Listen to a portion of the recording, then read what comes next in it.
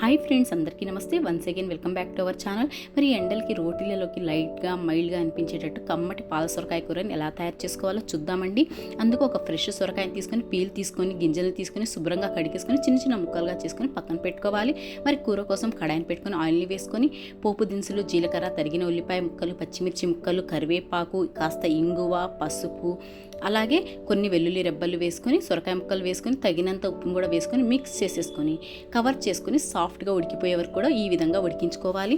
ఉడికించుకున్న తర్వాత మిక్స్ చేసుకొని అందులో ఒక గ్లాస్ పాలను పోసుకొని మిక్స్ చేసేసుకొని మరింత రుచి కోసం వేయించుకున్న నువ్వులు, అవిసె గింజల పొడిని 2 టేబుల్ స్పూన్లు వేసుకొని మిక్స్ చేసేసుకొని కవర్ చేసుకొని ఇంకొక 5 నిమిషాలు లో ఫ్లేమ్లోనే ఉడికించుకోవాలి.